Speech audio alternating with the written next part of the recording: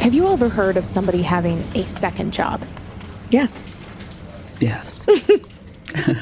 What if that job was using tools and resources from their first job? Well, Oh, no. yeah, I mean, maybe if they're self-employed.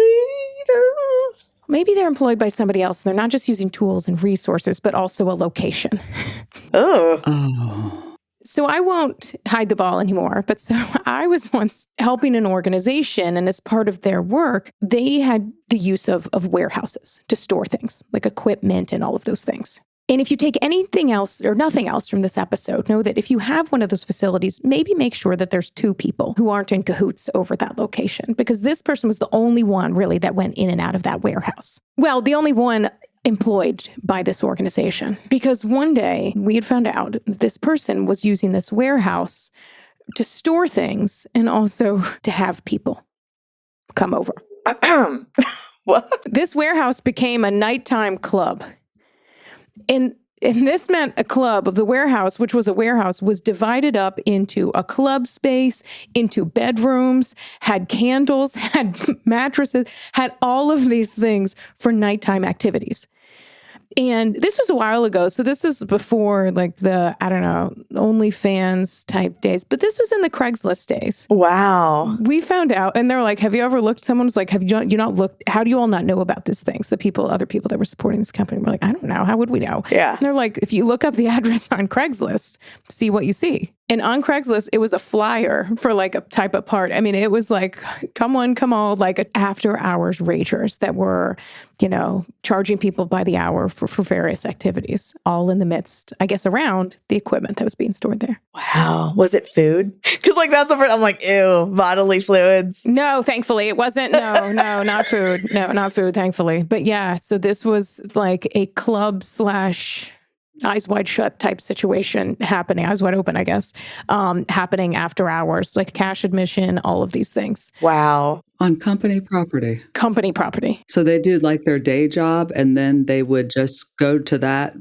company warehouse that they overtook and made it their own business and did their second job. Lived there, actually. I lived there apparently as well. Charge other people, like also like people could like come and crash there for a while. So it was like Turned it into a hostel? yes, like a hostel, extended stay. And Oh, I was thinking like a brothel. It was a Brostel. a Brostel. I think there was some illegal activity and some just like, hey, bud, if this person needs a place to crash, I figured it was fine not being used by anybody else at night, just our equipment. So yeah, that was... I mean, he must have been raking in the money. Not only was he getting a salary from his day job, didn't have to pay rent, and then he got this secret club on top of it. I guess it's not so secret. Y'all just didn't know about it. No, we didn't know about it. But it's one of those, it's like all the time we say that like in HR, people do think that you know everything that's going on or other roles. And you're like, no, we don't know until we find out. And sometimes you find out by people that are like, everybody else knows. And you're like, come on, tell me. The sad thing is that was someone who was really well liked. Always. Of course. Yeah. So, that was it. I think they took it easy on him. For how long? Oh, it had been going on for months, if not years. Like a long time. No. No. Holy shit. Oh my gosh. Yes, this was an ongoing. This was not like, last weekend this happened. No, this was like a very long term. But my colleague that was helping as well, that told me about this, they're like, you won't believe this. And you hear this all the time, but it is those great stories where they're like, wow, did not expect that one over coffee. So, oh my gosh. Audacious. the handbook had to be re-updated very specifically to include, land property as opposed, in addition to just not taken. No Brostel policy. So there you go. Happy day. Wow. Did you know that 1 in 5 Americans have learn a new language on their bucket list? Is that you? Well, besties, check it off with Babbel, the language app that makes grammar fun and actually worth your time. Their bite-sized lessons fit easily into your daily routine and are also easy to remember. Just 10 minutes a day is enough to start seeing real results. Babbel lets you practice real-life conversations step by step without the stress. You'll build confidence to speak up when it matters, from ordering a coffee or chatting to new friends abroad.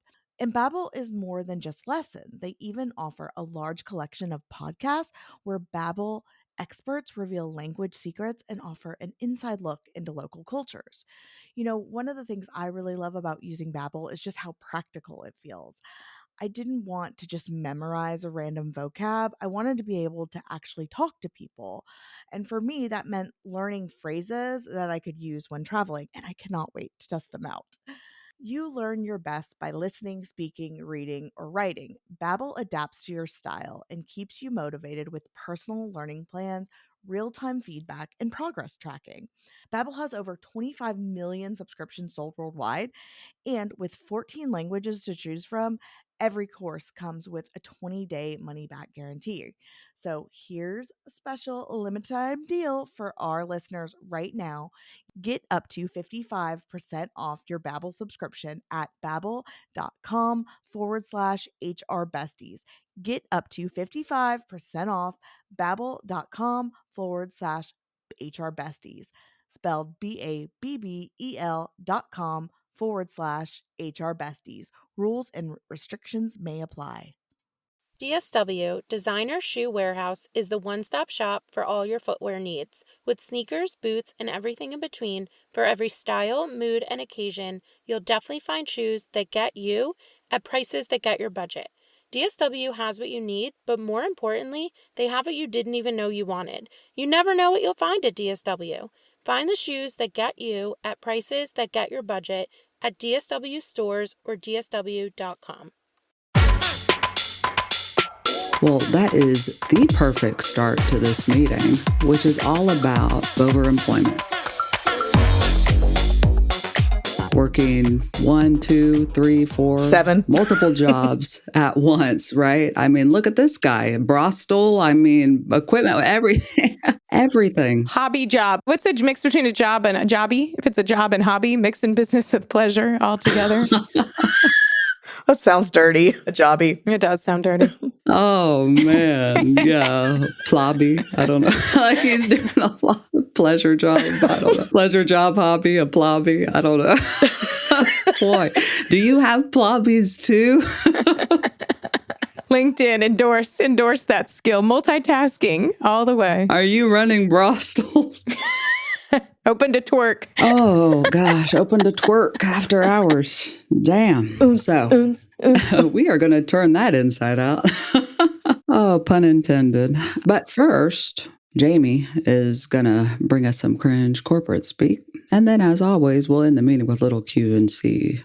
Boy, that's a strong agenda. Interesting topic. It's hot on the socials, though. I keep seeing videos on it. My gosh, Jamie, what do you got from a cringe speak perspective? Well, this fits the episode so well. Moonlighting.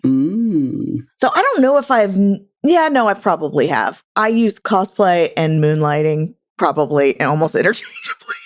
Yeah, they're fun. What? Cosplay, like? Pretending to be something.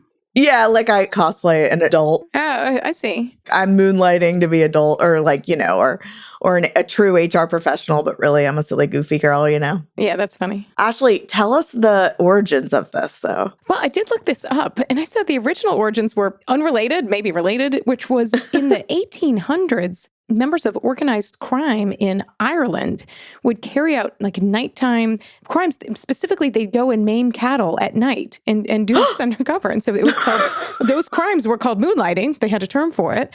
And at some point in the 1950s, the verb to moonlight and noun moonlighting meant holding a second job. And so it was a shift, but the idea of having your day job and a nighttime job, which was, well exampled by our intro story. But so it started with some nefarious roots.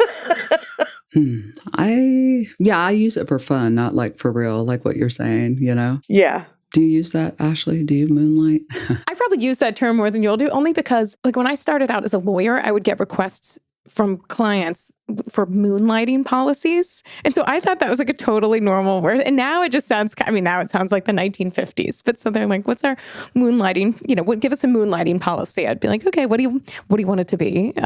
Shine a light, hide under the cloak of darkness. What do we want? But I definitely have participated in employee handbooks that have moonlighting policies in them. Oh, really?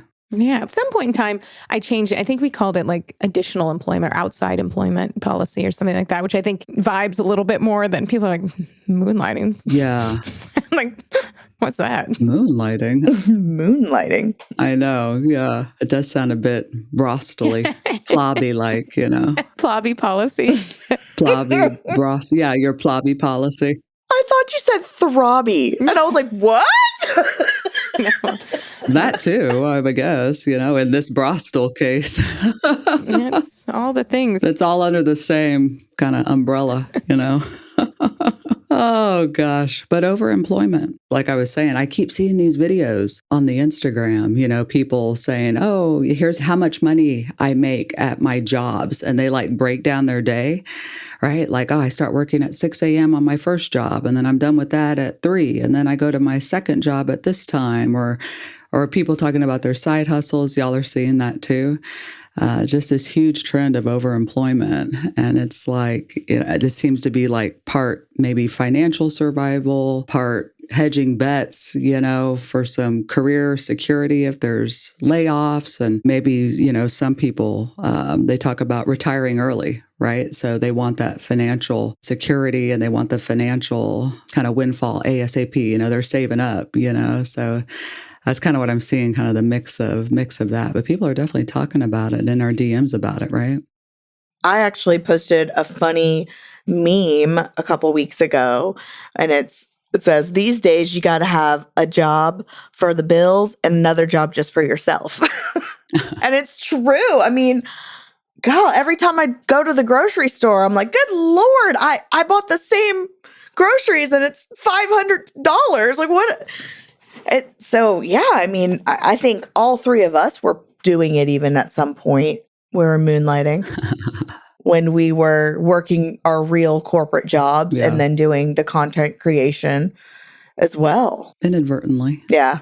I was ahead of my time. I asked for permission, not forgiveness. No surprise. If one of us is going to do that, it's probably me. But when I wanted to start my business, Manager Method, I bought the domain 2 years or more before then, I guess. But part of the reason was like I was working at a large global consulting firm, McKinsey, that was definitely not going to allow outside employment like that. And so the reason I left was I really wanted to start my business. And so I actually returned to a prior company as their head of people and legal and was totally upfront with the CEO. And I had said, I'm like, I really want to start this business. So that we wrote it into the contract. And he at the time was like, I'll take first right of refusal. If someone's going to buy your business, I'll take first right of refusal. I mean, that was when I was working there. That actually I felt like was a good approach. It really had nothing to do with the business that they had. And so that's probably why they were more fine with it. But it felt so freeing to be able to have that conversation. And then when I launched it and announced it, I got so much support internally. And then people were like, how did you make that happen? And I'm like, well, it also really has, it's not related to our business. So that helps. But talking about that openly. And so I do think there's a difference because if you have whether you have overemployment, you're taking on additional employment because you have to, which a lot of people are in. You look at whether it's driving around for Uber, or whether it's finding things you can do during the day or after hours, things like that, taking up some shift bartending. But also if you're in a position where you can talk about what you're doing or what you can't. And knowing like there is a fine line of talking about that at work and even just talking about it. Your colleagues can end up feeling a lot of pressure if they feel like, I need to buy something from you. And so having that fine line.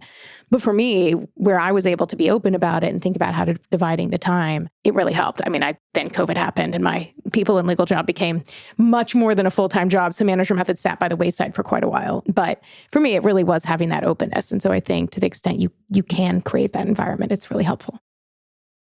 For me, this is new. In the workforce. Back in the day, people were selling candles at work. It was like physical goods. Avon, things like that. Proactive. I mean, kind of the MLM kind of things. And, they were more like side hustles that weren't really seen as full-time because they weren't legit, actual full-time jobs. But I can't remember anything past pre-COVID, where someone had full-time employment. I never had that scenario come up for me, in my workplaces. Probably because where I work, there's a lot of OT opportunities and primarily, an hourly population and whatnot. But I didn't see that, but recently it's like, boom.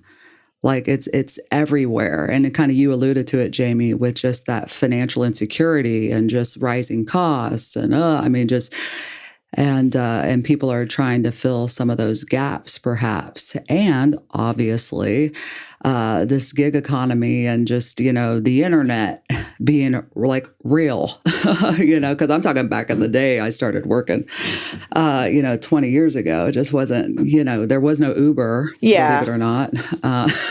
So like I was a hostess at night and on the weekends with my corporate job. Yeah. Exactly. Like it was physical work you'd have to do, not mental work, as a second job. You'd have to leave your house to go to that second job for the most part, but just huge shift. And then to see people bragging about it online is amazing. Like, yeah. God, I don't remember where I saw it, but it was somewhere on the internets. There was a man who had like 6 or 7 laptops set up in front of him. And he literally had 6 jobs. And people were like, how the hell can you even do that? And he tries to go to meetings and keeps his calendar like very synced. But ultimately, jobs find out and he gets terminated. It was a big story. I wish I could remember the guy's name because other companies were coming forward like, he worked for us for a month. Oh my gosh. Like the same thing. And apparently he's insanely brilliant and he's talented and he gets his work done at all of these jobs. But he's literally collecting like 6-figure salaries at 6 different places. $1 million a year having 6 jobs simultaneously. Wait, I found it. It was very viral like a good month or 2 ago. Soham Parekh, yes, who was like an engineering and like 10 different tech companies were like, we all employed this same guy as well. And so, yes, totally. I remember this. Wow. Mm-hmm. And a lot of people, like some of these companies found out rather quickly and they were like, okay, after a month, but some didn't until that story came out. And I mean, honestly, if he was able to do it, more power to him. Like, I get it. I get the conflict of interest. I've been in healthcare the last 12 years of my career, and we always had to have conflict of interest with a lot of our physicians, nurse practitioners, our pharmacists, even like our social workers, like our licensed clinical social workers, because a lot of them, the pharmacists would work at a different pharmacy on the weekends. Same thing with the nurse practitioners, the doctors. The social workers a lot of times would have a practice outside their home, like in their home, and they would see patients. So that was never uncommon, but having like full-time jobs with like 5 to 6 different ThinkPads or whatever is wild. I mean, now fractional work has become a really big thing. What's fractional work, Ashley? Great point. So fractional work is generally where you're upfront about it, is a huge differentiator between this and the story. But generally, you have your own business. And so let's say we're in HR, fractional people, and you really see it across functions, CMO, CFO, all of those. But generally, you're working with companies, organizations that don't have budget or enough work maybe for a full-time dedicated person. And so instead, they bring you in fractionally. And for you, for example, you may not want to work full-time for an organization. You may want to have the financial opportunity to have more, or you may want to work in different environments, or you may want to like streamline your work in a way that you can't as much if you're a full-time employee. And so it really can be great to take your experience. And so if you are bringing in someone fractionally, often that's someone, sometimes not. Sometimes it's someone that's newer that really doesn't have an experience, and then you got to be careful. But often you're having someone that has a wealth of experience, and you're benefiting from that in ways that you couldn't because you can't afford to bring them on full time. The caution that I have for those individuals doing fractional, because I've now seen a number of people that try to do that and getting clients and things like that. But the biggest disconnect I see is organizations, like I'd say employers, but they tend to not pay you as an employee. They're paying you as a consultant, which financially benefits them. Sometimes the person, some often not. But that they really want and expect someone to be available full-time but they're paying you for a lot less than that. And so what I really encourage in the fractional space, and I've done this. I mean, I was doing fractional work for a couple of years as I was starting Manager Method as well. And again, I was always upfront about it. And sometimes it was a conversation of, okay, for you, I'll be available every day between 8 and 10 a.m. Eastern. And I can do that. Because what can happen if you don't have whatever that looks like for you, if you don't have those conversations or those expectations, not just written into your agreement, but like talked about, that people know, okay, this is a thing, is you are at all times getting calls from every different organization. You can't keep your head on straight, and they're expecting you to be available on a dime. And so it's those alignment of expectations that I found, having done it in the fractional space. I've done both people and legal fractionally. And again, I no longer do those, and I'm happy to just run my business now. But it was certainly helpful from a financial perspective, and also keeping me in the game and in knowing what's going on. But my bigger caution in that experience is for the people doing the fractional work. I think burnout is what you're saying is like the top risk, right? I mean, piling this on, like, yes, maybe financial rewards, the flexibility, great, but I think that is, a big risk there.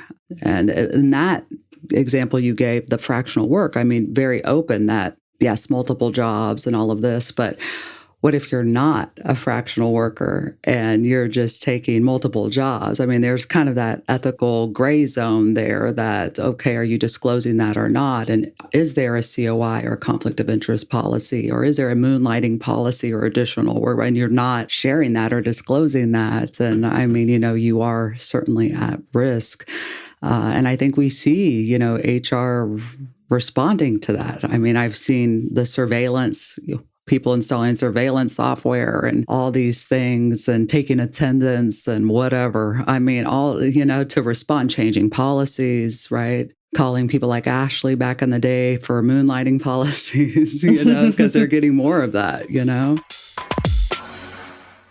Managing your finances takes time. Canceling old subscriptions, tracking expenses, and sticking to a budget. Luckily, Rocket Money does the heavy lifting for you, automatically finding you ways to save and simplify the process. Less stress, more free time, and a clearer path towards financial freedom, all in one app.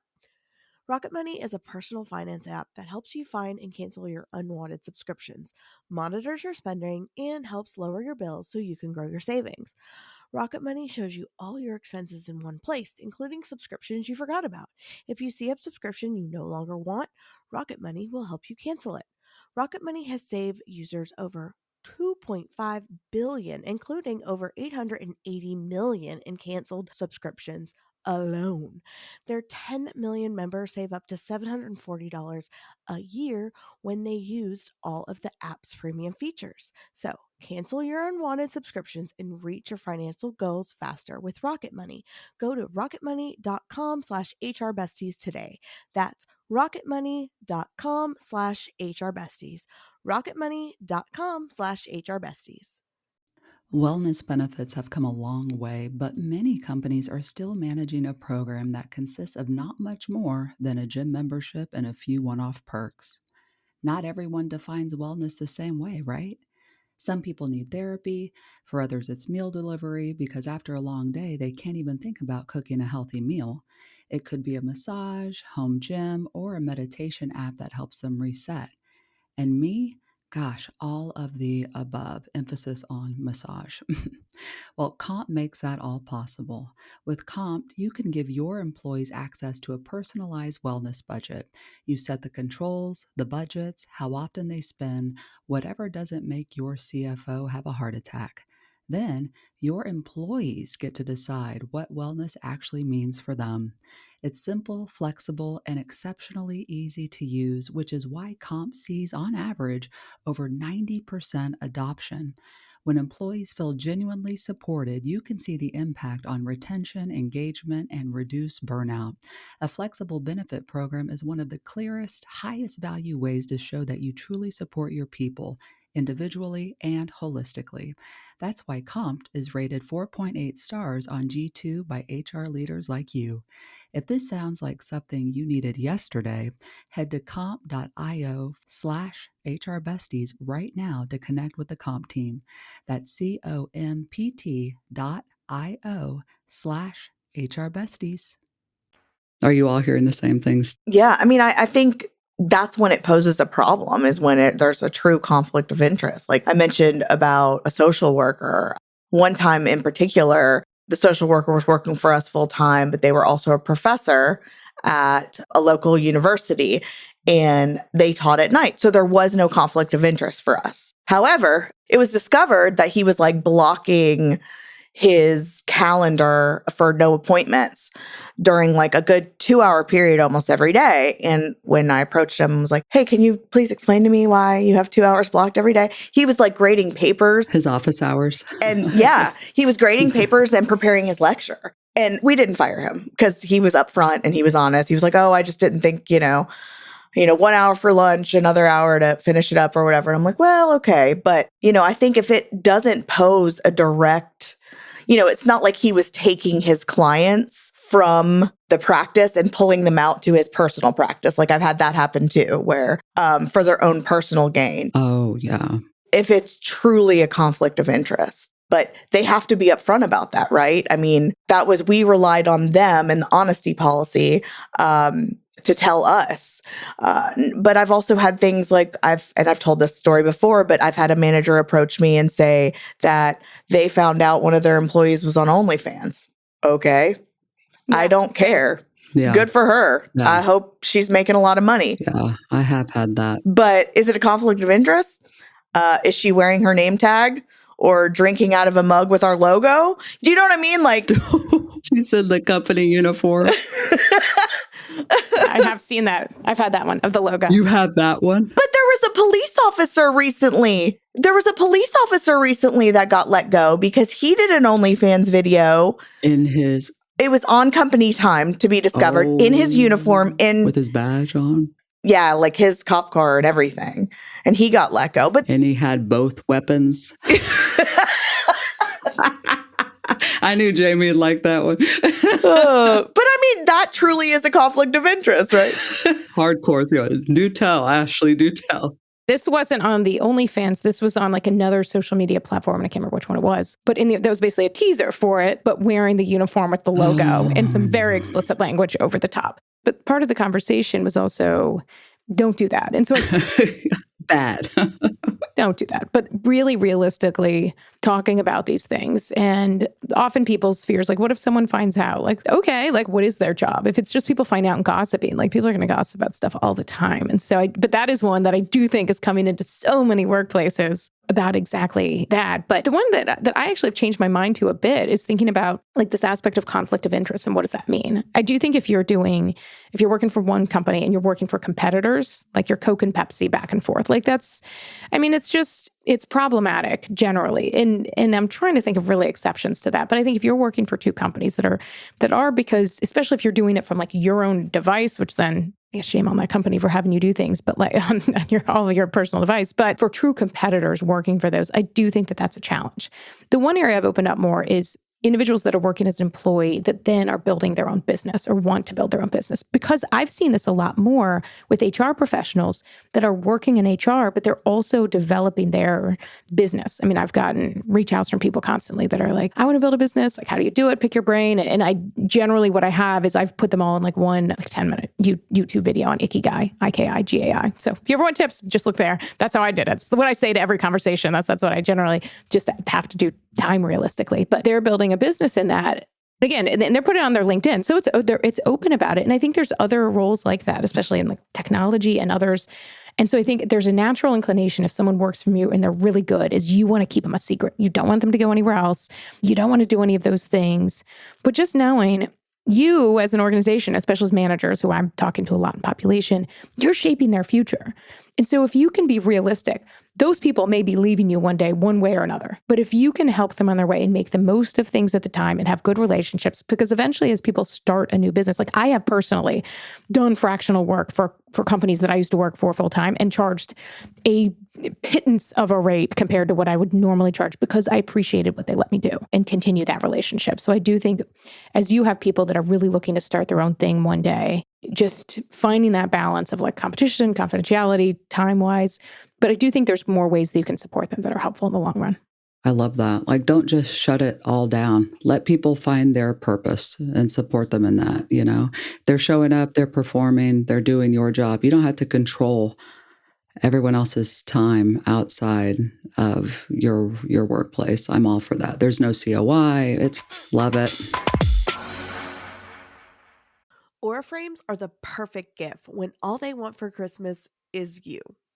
See what I did there? Aura frames is a digital picture frame that is a private and secure way to share and display photos. It sets up with minutes on Wi-Fi, and you could download the free Aura app. From the app, you can invite friends and other family members to share photos directly to your digital picture frame. It's free unlimited cloud storage, no subscription fees. You can share photos and videos effortlessly straight from your phone all year long. You can also preload photos before it even ships. That way, maybe grandma and grandpa have a lovely surprise on Christmas morning.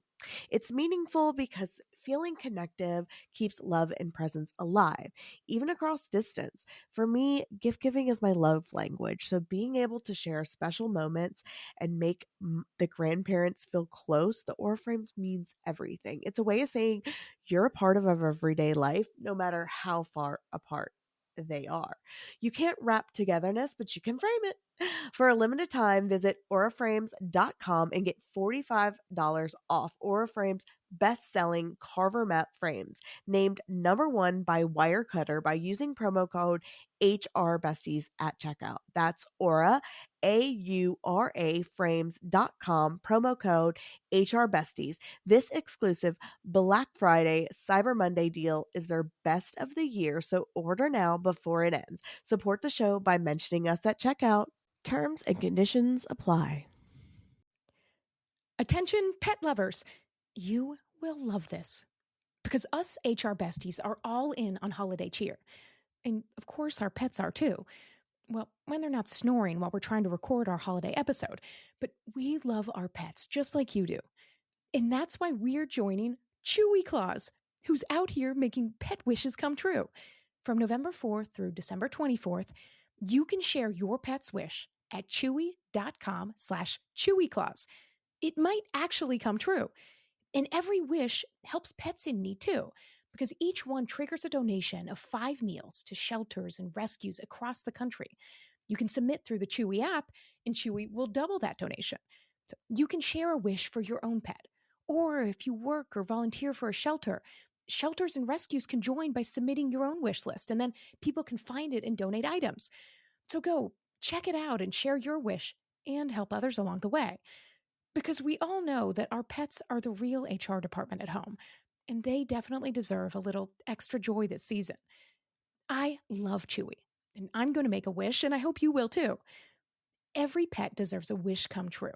So send your pet's wish to chewy.com/chewyclaus, and it might become a reality. Plus, your wish means that Chewy will donate 5 meals to pets in need. Shall we shift to questions and comments? I do have a comment, which is really just, we were talking, I thought of a situation I did have a couple of years ago with an employee. Again, wasn't an overemployment situation yet. It could have turned into one, but I had a professional employee start, and by day 3, she had ghosted the job, basically. Like, no one heard from her on day 3. No one heard from her on day 4. It's like, okay, well, like, where is she? What's going on? Well, it turns out she had job stacked. That's what I called it. I don't know if that's really a thing, but she started 2 new jobs on the same day, that same week. She started our job. Let's say she was in finance. I can't remember what her role was, to be honest with you. She started our job. She started with another big organization and chose by the end of the week which one she enjoyed more and just ghosted ours. Get it, girl. I guess. So she did our onboarding and then went and did their onboarding. And then I was like, literally, more power to you. I would be offended I wasn't chosen. Right. You'd be like, Could you imagine starting 2 new jobs the same week? And then just I remember her just sharing it like it wasn't a big deal. I started 2 new jobs on the same day. And You know what? I like the other one better. So I'm good. I'm not coming back. Oh, shit. Okay. That's crazy. That's amazing. You realize the more like stories you hear, and again, working those that are in HR or even not, like the more people you meet at work and life, people are so amazing and everyone's built so differently. They're amazing. I couldn't possibly do that. Nope. Wouldn't even cross my mind. I would tell everyone first day. Actually, I wouldn't do it. It wouldn't even cross my mind to do that. No, me neither. But yet I'm like, okay, well, that's clever. Yeah, I'm like, hold on, that's smart. But who's getting 2 jobs at the same time? Good for you, you know? Not in this job market. Well, that's a good point. In the same day, but there's someone in HR listening now that's like, wait a minute. What are some tells? Let me see if they hold off on registering for benefits. Let me see. Let's see if this really works out. I just have a quick comment, and that is I am open to fractional HR work. You should. You have an exceptional skill set. Yes. I would love that. Actually. And a lot of people have mentioned doing consulting. Truthfully, I don't have any interest in consulting, but fractional work actually would be more up my alley. Will you define the difference between the two? Yeah. So fractional would be where you're truly an employee in the company, where you are hopefully able to make an impact and guide, in an HR lens, I'm thinking, guide statuses or the handbook or etc. Whereas a consultant is going to tell you what is best and the company can choose to do it or not. That one's kind of nice because you literally can just be like, okay, I gave you my 2 cents, I'm out. But I'm a fixer. I want to fix. So I know consulting would not be good for me because I want to fix it. I want to make sure it's running well. I don't think I'd be a good consultant. I'd love to come in and tell you everything that's wrong and overcharge you for it. And you would love it. Oh, I'd roll that shit in sugar and you just eat that shit up and you just love it. We'd laugh and we'd have long lunches and it'd be great. So you can hire me for that shit. What about you, Ashley? Close us out. Questions or comments? Well, my closing question is, Jamie's got a little cough, like a little lingering fall cough. And so before we started recording, I was like, oh, you sound like Peepaw. Like, coming out. And so we started laughing. And so my question is, what are the names that you called for grandparents or that you've like heard different grandparent names called? Because I do feel like that's a little regional or family specific. Any interesting names? My grandpa is grandpa or abuelito, but it's grandpa. See? Okay, there we go. I mean, he's a curmudgeon, and we all love him. I feel like in the South, they have such creative names like Gigi, Mimi, Papa, Pa. I love all that. Now, my kids call my mom Nanners. Oh, that's cute. And it started when I had a dog before I even had kids. And I just jokingly said it. I was like, let's go to Nanner's house. And it stuck. And they call my dad Happy because Jones, my oldest, couldn't say Pappy. And so it's Nanner's and Happy. That's cute. But my husband's are Grandma and Grandpa. So it's like, who knows? Ashley, what about you? And you have to share your future grandparent name. I will. I have it. I picked it out in college, which is weird. Very. So I grew up calling my grandparents like Grandma and Grandpa Vinsel, Grandma and Grandpa Walker, like, I don't know, whatever. But we have some different names. I do actually ended up calling my grandmother Gigi because she decided once she became a great grandmother, she wanted to be Gigi. And so Gigi, her picture sits behind my desk. But we call my mother-in-law Nanoles. Oh, Jamie. But the reason is that right after my daughter was born, she'd written an email to me that was like, because she was very selfless and didn't come for a week after my daughter was born. She waited. But she wrote this email. My husband gave me this phone. And I'm reading this BlackBerry, whatever. And it's like, blah, blah, blah, you know, welcome. And like, love. She meant to write Nana is. And that's what she wrote because her name's Izzy. But to me, she wrote it all as one word. So it was Nanaiz, but the I didn't have the things on it. So it looked like it was Nanalz. So I was like, who the F is Nannels? You know, I'm all copped up on my medication. I'm like, who's Nannels? And so that's cute. This was her first grandchild. So she's been Nannels ever since. Oh, I love that. No Nanas from that time. Yeah, basically me reading it on whatever. From that typo, basically. Oh, that's so cute. That's cute. But along the same threads is when I was in college, I mean, I was like a sophomore, but wasn't pregnant, but I decided I want my grandmother name to be Banana. And so I have this idea. And so I told the ladies, I want to be called Banana. My kids find that ridiculous. And they're like, we're not calling you Banana. And so I'm like, well, No, I love Banana. You're like, no, you're not. Your kids are. you're not. That's your kids will. Mm-hmm. That's my relationship with them. Yeah. And I'm not one to buy people's love, but I will. So I want to be Banana. And so this is my goal. So cute. I love that. Bananas. This bitch is bananas. Listen, I am BNANAS. 4100. No, wait, no, it's 4011. Yeah, 4011. You got to correct that. The ultimate code for bananas. But me, Leigh, and Peepaw over here will be wishing you well for the rest of your day. Right. Enjoy your plobbies.